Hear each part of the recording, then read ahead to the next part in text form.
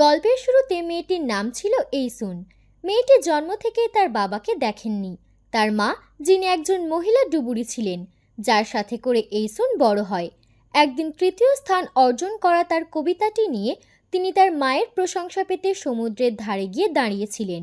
তবে তার মা আরও বেশি টাকা উপার্জনের জন্য নিজের কাজ শেষে আবার গভীর সমুদ্রে গিয়েছিলেন বেশি মাছ ধরতে। কিন্তু এই কাজটি অন্য মহিলা ডুবুরিদের মধ্যে নিষিদ্ধ ছিল। সেই সময়ের লোকেরা ড্রাগন দেবতাকে বিশ্বাস করত এবং মনে করত যে লোভী মহিলা ডুবুরিরা তাদের প্রাপ্য শাস্তি পাবে। এছাড়াও একটি অলিখিত নিয়ম ছিল, দীর্ঘ সময় ধরে ডুব দেওয়ার কারণে শ্বাসকষ্ট হতে পারে। তাই কোনো মহিলা ডুবুরি অসুস্থ হলে বাকি সবাই তাদের রোজগারের কিছু অংশ তাকে দিত। তবে কঠোর এবং রক্ষণশীল এইসুন এর মা রাজি ছিলেন না। তিনি মনে করতেন, কেন তার রোজগারের অংশ দিয়ে তিনি অন্যদেরকে প্রতিপালন করবেন? যদিও তিনি মুখে খারাপ ভাষায় বকাবকি করছিলেন, তবুও তিনি 2,000 ওনের ঝিনুক এগিয়ে দেন। আসলে এইসুন এর মা তার প্রথম স্বামীর মৃত্যুর পর আবার বিয়ে করেছিলেন এবং একটি মেয়ে ও একটি ছেলের জন্ম দিয়েছিলেন এবং এইসুনকে তার শ্বশুরবাড়ি রেখে গিয়েছিলেন। তার ছোট কাকা এইসুনকে দেখাশোনা করতেন। এইসুন এর মা বুঝতে পারছিলেন না একটি মেয়ের কবিতা লেখার কী দরকার। এমনকি দ্বিতীয় স্থান পেলেও তার উচিত ছিল তার আগের স্বামীর পরিবারের কাছ থেকে মেয়েকে স্কুলে পাঠানোর অনুরোধ করা। তিনি তখনই এইসুনকে বাড়ি ফিরিয়ে আনতে চেয়েছিলেন। ভাগ্যক্রমে বাচ্চাটির মন খারাপ করার চেহারা তার দ্বিতীয় স্বামী দেখতে পেয়েছিলেন। আসলে এইসুনের মা জানতেন না তার ছোট কাকা তার নিজের ছেলের প্রতি পক্ষপাতিত্ব করেন। শুধু এইসুনকে দিয়ে সাধারণ কাজ করানোই নয়, এমনকি মাছ কেনার সময়ও 5টি মাছ কিনতেন। এটি জানা দরকার যে সমুদ্র তীরবর্তী গ্রামে সামুদ্রিক খাবার খুবই সস্তা। তারা মাছ কম কিনে এইসুনের জন্য টাকা সংগ্রহ করতেন। সেদিন রাত্রে তার দ্বিতীয় স্বামী এইসুনের কবিতা পড়ছিলেন এবং জিজ্ঞাসা করছিলেন যে কেন তিনি তাদের মেয়েটাকে তাদের সাথে থাকতে আনেন না। এইসুনের মা কিভাবে তার সন্তানকে দূরে রাখতে পারতেন? এইসুনের মা জানতেন তার দ্বিতীয় স্বামী উদার হলেও অলস। যদি তিনি মেয়েটিকে নিয়ে আসেন, তবে শুধু কঠোর পরিশ্রমে নয়, তাকে তার সৎ বাবার ছোট ভাই বোনদেরও দেখাশোনা করতে হবে। জীবন এমনিতেই কঠিন হয়ে পড়বে। তিনি এইসুনের ভবিষ্যৎ নষ্ট করতে চাননি এবং আরও চাননি যে তার মেয়ে মহিলা ডুবুরি হোক। তার দ্বিতীয় স্বামী এইসুনের মাকে উত্তেজিত দেখে তার মেয়ের কবিতা না পড়ার পরামর্শ দেন। তার এই কথায় এইসুনের মায়ের কৌতূহল মুহূর্তেই জেগে ওঠে। তিনি তাড়াতাড়ি কবিতার বইটি হাতে নিয়ে পড়েন এবং তার মুখের ভাব ক্রমশ গম্ভীর হয়ে ওঠে। দৃশ্য পাল্টিয়ে যায়। এইসুনের মা মাছের 2টি মালা নিয়ে তার প্রথম স্বামীর বাড়িতে ছুটে যায় এবং সজোরে তার ছোট চাচার টেবিলে ছুঁড়ে ফেলেন এবং তারপরে এইসুনকে তার মা তার সৎবাবার বাড়িতে নিয়ে যান এবং ফেরার পথে এইসুন তার মাকে সান্ত্বনা দেয়, কাকার মাছ না দেওয়ার জন্যই মা ও মেয়ে একসাথে থাকতে পারছে। এইসুনের মা শুনে বলেন, যদি সে তার মাকে এত ভালোবাসে, তবে সে তাড়াতাড়ি বড় হোক এবং প্রতিদিন তাকে অ্যাকশন দিক। আর এটাই ছিল কবিতার বিষয়বস্তু। এইসুনের মা হাঁটতে হাঁটতে বলতে থাকেন, এত সুন্দর কবিতার তো প্রথম হওয়া উচিত ছিল সম্ভবত। এই প্রথম এইসুন এর মায়ের ভালোবাসা অনুভব করে। তার মনে হচ্ছিল সামনের পথ যতই কঠিন হোক না কেন, চাঁদের আলোয় আলোকিত হয়ে তিনি তার মায়ের পেছনে চলতে পারবেন। সময় দ্রুত বয়ে যায়। এইসুন দ্বিতীয় শ্রেণীতে ওঠে। শ্রেণীতে মনিটর নির্বাচিত না হওয়ায় সে খুব কাঁদছিল। প্রথমে তার মা বলেছিল যে সহকারী শ্রেণী মনিটর ভালো, কারণ বড় পদ আর ছোট পদ একই রকম গুরুত্বপূর্ণ। তবে আসল ঘটনা তেমন ছিল না। এইসুন 37 ভোট পেয়েছিল আর তার প্রতিদ্বন্দ্বী 24টি ভোট পেয়েছিল। কিন্তু শিক্ষিকা বুঝিয়ে বলেছিলেন তাদের বাবা মা ক্লাসে রুটি দান করেছেন এবং তাদের কৃতজ্ঞতা জানানো উচিত, এবং তিনি ঘুষ নিয়েছিলেন। মেয়ের এই কথাটা শুনে এইসুনের মা কিছুটা কষ্ট অনুভব করেছিলেন। তিনি চাননি যে তার মেয়ের ভবিষ্যৎ তার মতো হোক। তাই পরের দিন তিনি তার বন্ধুর জমিতে যান এবং প্রতিশ্রুতি দেন যে তিনি তাকে গরুর মতন ব্যবহার করবেন এবং 2 দিনের মধ্যে পুরো জমি চাষ করে দেবেন। তবে তার বিয়ের সময় পরা তার মুক্তোর নেকলেসটি তাকে ধার দিতে হবে। তার ঠিক 2 দিন পর এইসুনের মা ধার করা মুক্তোর নেকলেসটি গলায় পরে শিক্ষিকার সামনে বসেন। প্রথমে তিনি তার হাতে তৈরি 1 বক্স পিঠা তাকে দেন এবং গলা জোর দিয়ে বলেন, তার মেয়ে শ্রেণীর মনিটর হবেন। দৃশ্য পাল্টে যায়। এইসুনের মা তার মেয়েকে নিয়ে স্কুল থেকে বেরিয়ে যান।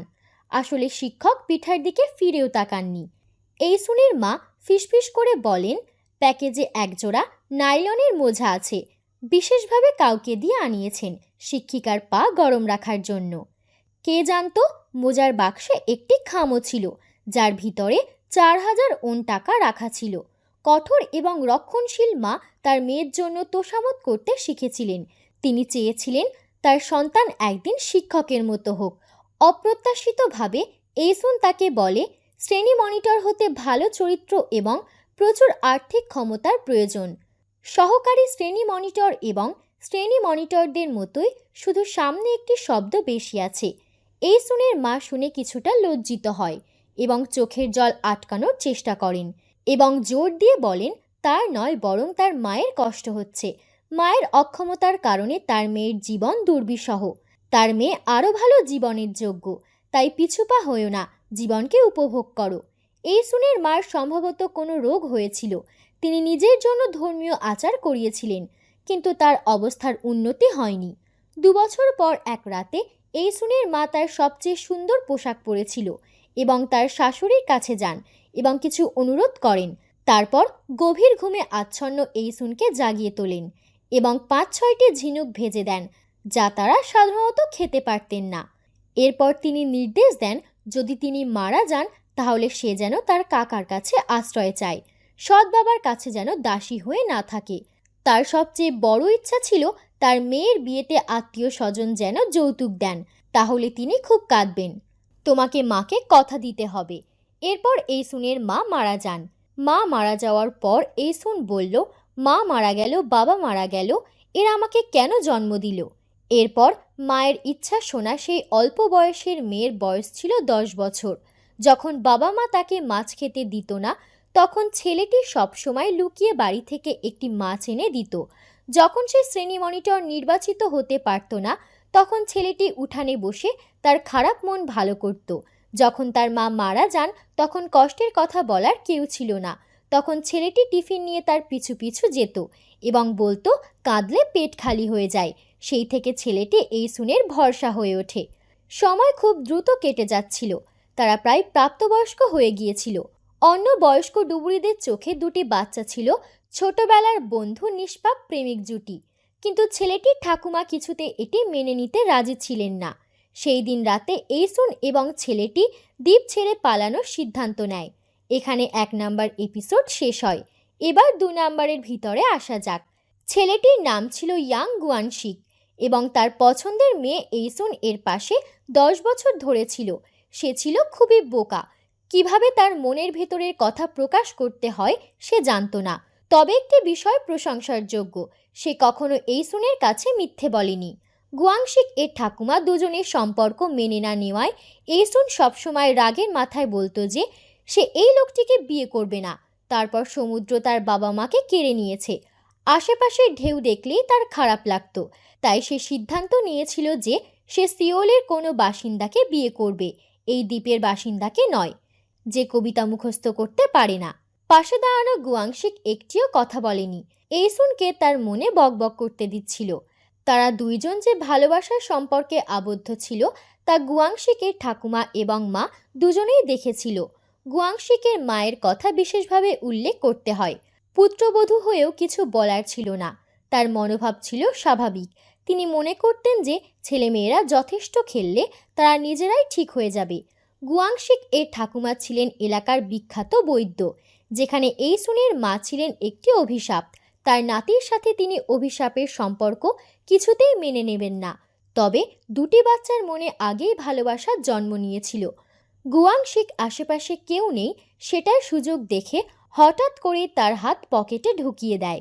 সেই সময় এইসুন হতভম্ব হয়ে দাঁড়িয়েছিল। গুয়াংশিক তার কোনো প্রতিক্রিয়া দেওয়ার আগেই দ্রুত তার ঠোঁটে কিস করে। সেই রৌদ্র উজ্জ্বল দিনের যখন চারপাশে সরিষার ফুল ফুটেছিল, এইসুন এবং গুয়াংশিক এর প্রথম প্রেম শুরু হয়েছিল। এখানে একটু সন্দেহ রয়েছে।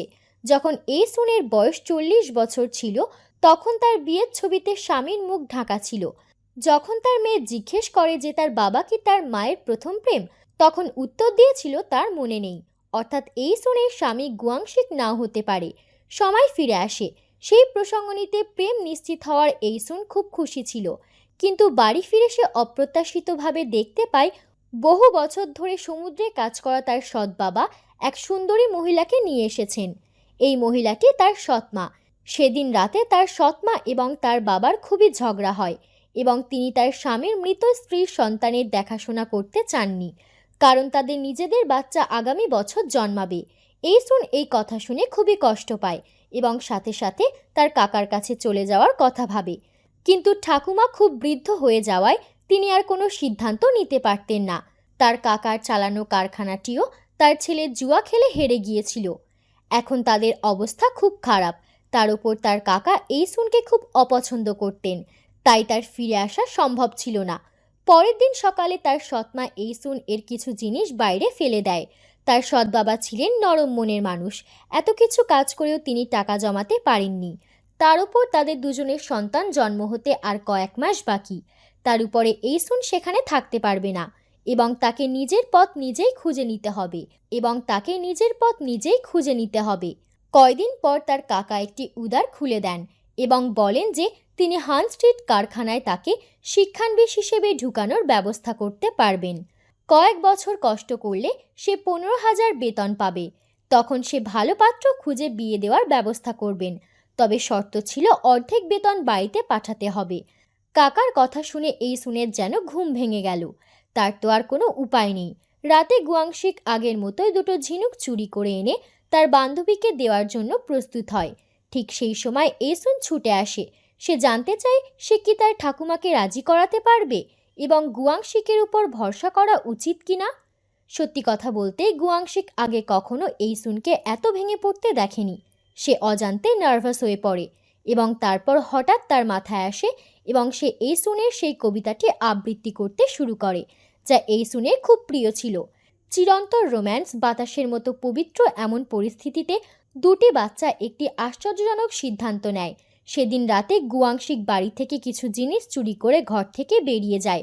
একই সময় এই সুন তার সৎমায়ের উঁচু হিলের জুতো পরে, তার মায়ের দেওয়া চুলে কাঁটা লাগিয়ে, তার মনের মতো আধুনিক সাজ করে তার ভালোবাসার মানুষের সঙ্গে গ্রাম ছেড়ে পালিয়ে যায় এবং সিওলের দিকে রওনা হওয়া জাহাজে ওঠে। কিন্তু প্রথমবার বাইরে বেরোনোয় তারা দুজন খুবই জড়সড় ছিল, যা দেখে ক্যাপ্টেনের খুব সন্দেহ হয়। তখন তিনি তাদের পরিচয়পত্র দেখতে চান।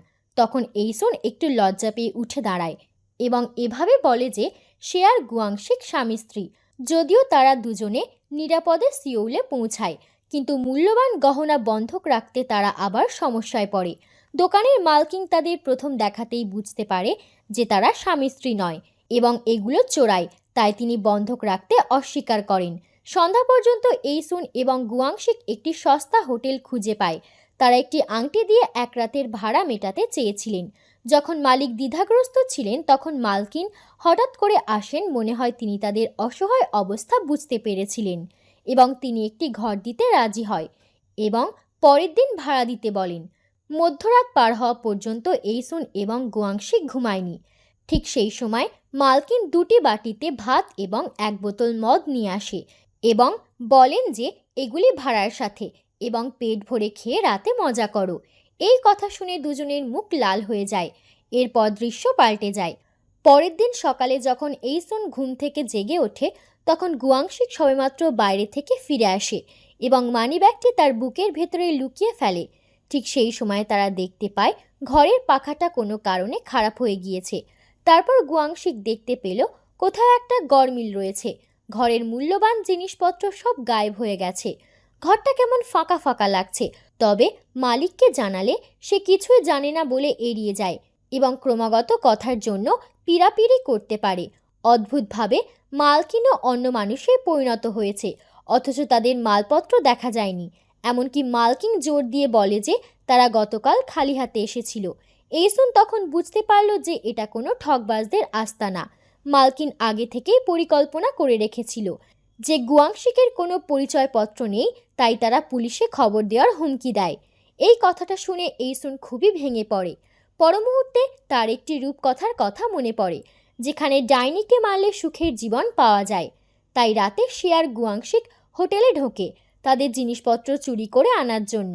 গুয়াংশিক মালিকের ঘরে ঢোকে। যখন তারা জিনিসপত্র নিয়ে পালাতে যাচ্ছিল তখন মালিকের ছোট মেয়ে তাদের দেখে ফেলে। দৃশ্য পাল্টে যায়। মালকিন পিছিয়ে পড়া এইসুনকে ধাক্কা দিয়ে ফেলে দেয়। গুয়াংশিক কয়েক পা পিছিয়ে যায়, তারপর হঠাৎ করে সামনের দিকে ছুটে যায়। এখানেই 2 নম্বর এপিসোড শেষ হয়। চলুন 3 নম্বর এপিসোডের দিকে